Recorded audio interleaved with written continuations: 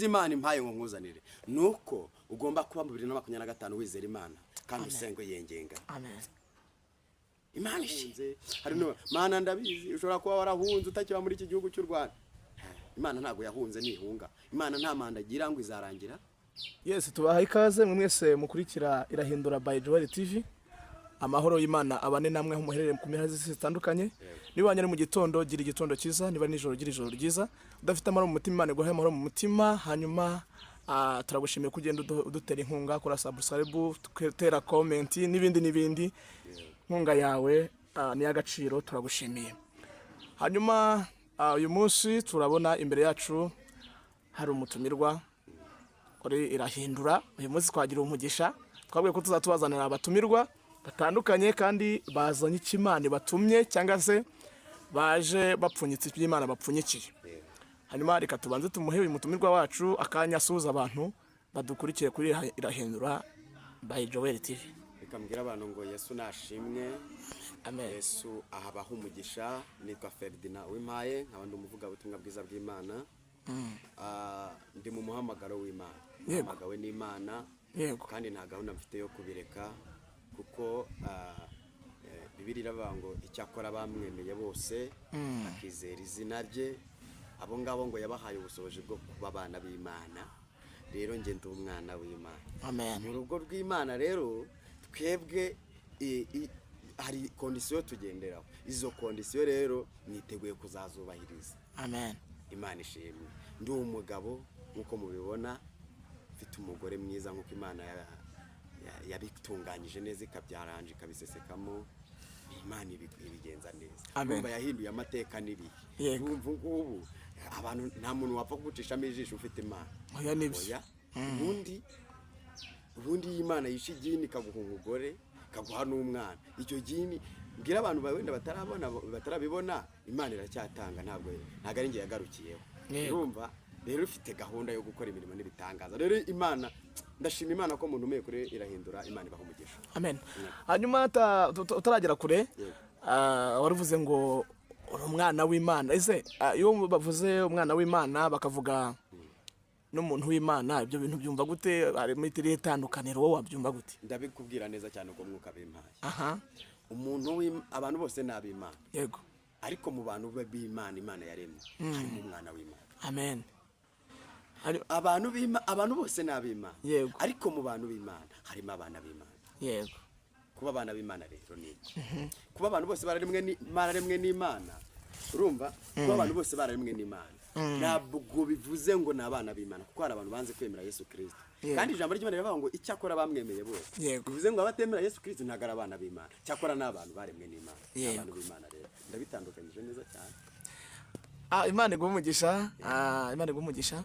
Hanyuma nk'umuntu Imana ihamagaye cyangwa se Imana yahamagaye nk'umwana w'Imana, wowe ibi bihe urabibona ute? Niki kiri gushoboza kubicamo ko turi kubona hari ukuntu Satani kugenda arasa imyambe abantu bamwe? We iki gihe kugishobozwa n'iki kutubona ari ibihe bigoye? Yesu yajyaga abwira abigishwa akababwira ati rero mujye musenga ngo mutajya mu moshya. Yego. Urumva?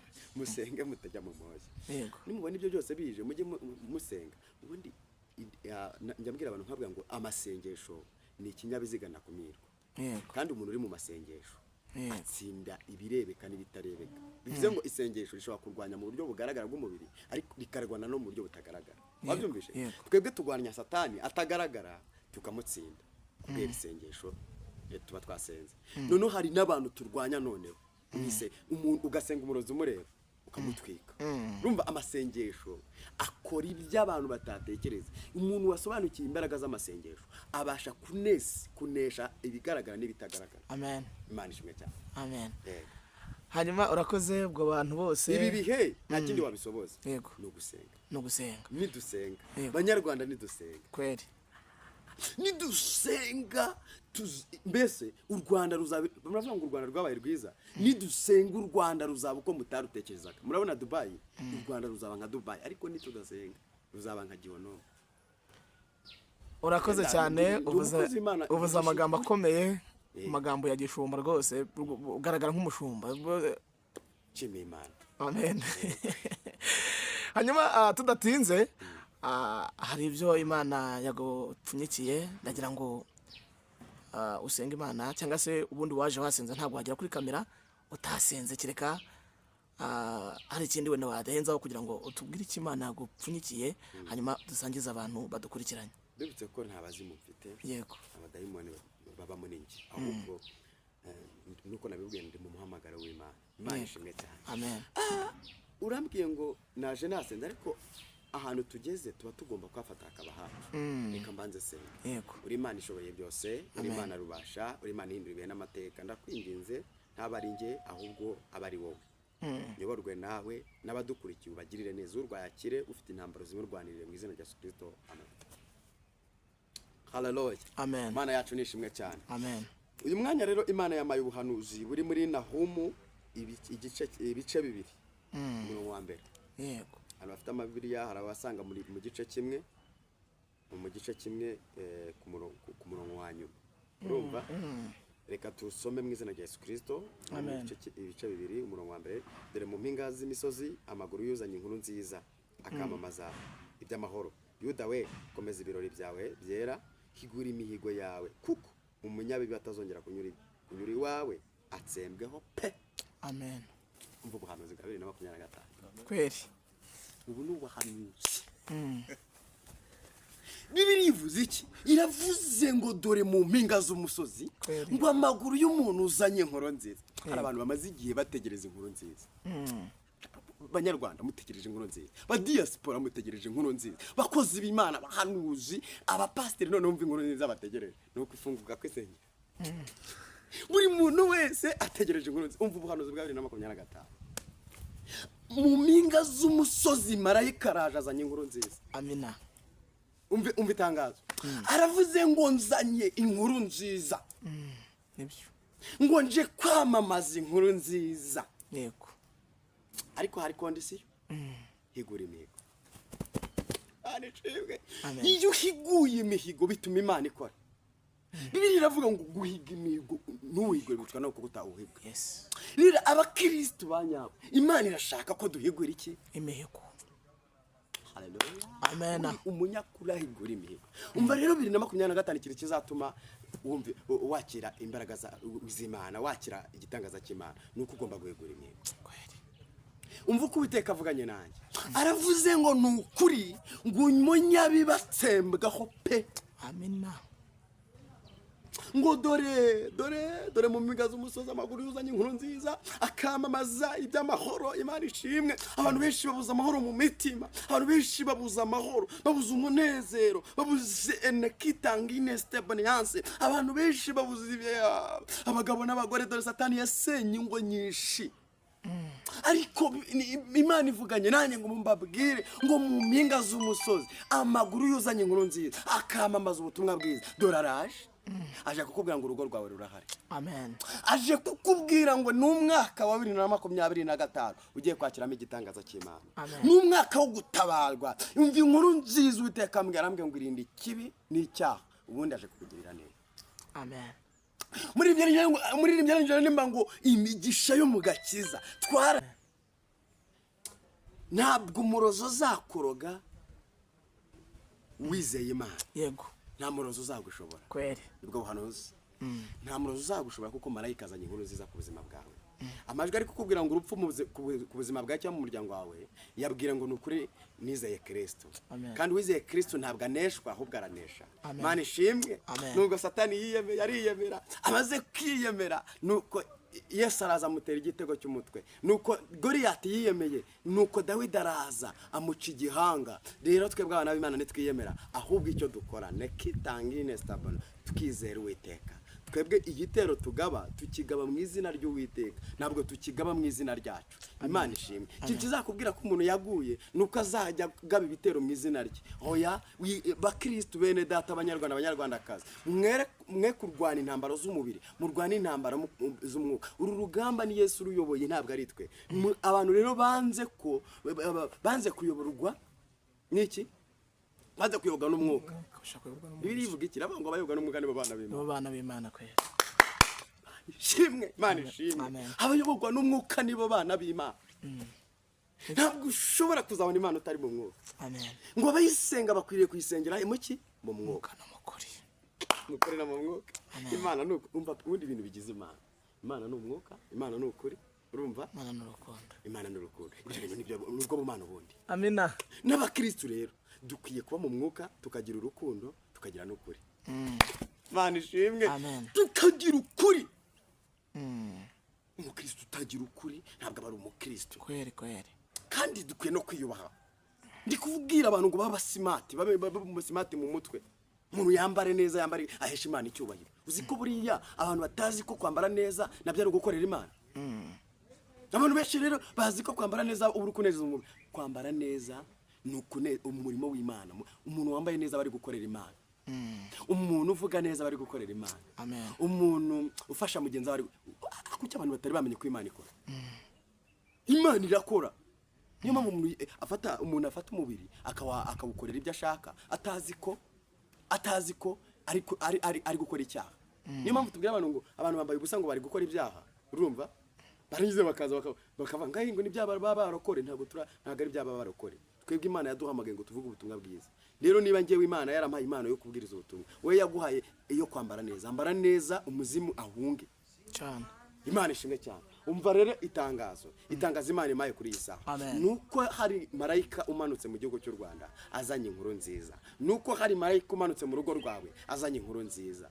Nuko hari marayika umanutse mu kazi kawe azanye inkuru nziza. Nuko hari marayika umanutse netangole bonesa azanye inkuru nziza, kandi ngo aje kwamamaza iby'amahoro.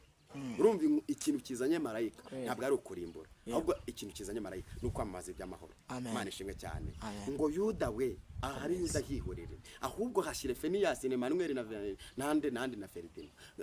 Komeza ibirori byawe byo gusenga, komeza ibirori byo kuba muri Kristo Yesu.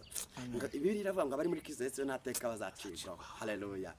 Abari muri Kristo Yesu bazahora baneza, ariko Yesu araryoha we. Umunyamunenge aravuze ngo nza numva Imana, ngo Yesu ajya ndyohera. Nawe Yesu ajya mu gihe uzagera ku rwego Yesu atakuryohera, uzamenye ko uri kuyoba. Ariko Yesu yakuryoheye, akuryohereza n'abantu. Bibiri iravuga ngo tuba umunyu, turi umunyu w'isi. Urumva? Kuba umunyu w'isi ni iki? Tugomba kuryohera abagenzi bacu. Ariko dufite ikibazo ko abantu muri no minsi banze kuryohera abantu. Kubwo bari kubigika karubamba, bari gusharira. Umuntu uramugeraho ubwo kugira ngo umutima usane ubwo bakawusatura. Urumva? Komeza ibirori byawe byiza byo gufasha, komeza ibirori byiza byo kugaburira, gufasha abantu, kubwiriza ubutumwa, kugukizwa, kureka ibyaha. Ibyo ni ibirori binezeza Imana. Bibiri iravuga ngo umunyabyaha mu isi yo yihanye, ngo mu ijuru ngo haba igiterane, ngo abantu abamarayika bagaserebura, bakanacuranga, bakajya bacuranga. Urumva? Imana ishimwe. Amen. Abantu kuki batari gusobanukirwa Imana? Banyarwanda mumfashe dusobanukirwe Imana.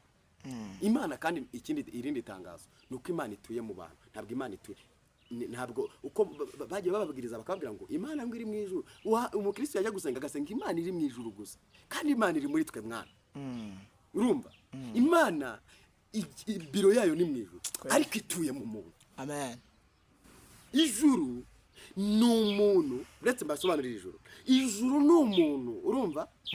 Wejejwe, udakora ikibi. Imana riza gutura mu ijuru riri muri wari we rusengero rw'Imana. Urumva? Wikumva ko ijuru ari igihugu cy'i Dubai cyangwa i Canada. Ntabwo ijuru ari ahantu kure. Ubwo ijuru rituye muri wowe. Urumva ko nubundi butumwa Imana iduhaye kugira ngo tujye tuvuga. Rero abantu basenga Imana nk'iri ibegereye kuruta gusenga Imana nk'aho yagiye. Ntabwo yashyizwe n'amatora, nta muntu umva iyi Imana ihora izahora yiteka. Niko yabwiye Mose, aramubwira ngo nyine twiteka. Haleluya. Nitwiteka kandi urumva iramubwira ngo ndiho, nitwa ndiho.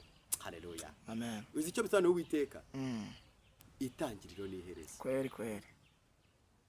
Ni Alpha na Omega. Itangiriro n'iherezo. Rero Imana irashaka ko umuntu agira ubumana muri we, agira ijuru muri we. Ijuru yo rituye muri wowe, nta kibi kiva muri wowe. Impamvu mbona abantu benshi biri kuva muri bo bararikiye iby'iyi si. Yego. Umuntu aragira imodoka akumva ngo niwe muntu ukomeye, ngo niwe wasenze Imana. Uragira inzu ukumva ngo niwe wasenze Imana kubera ko ngo mfite Imana. Wapi?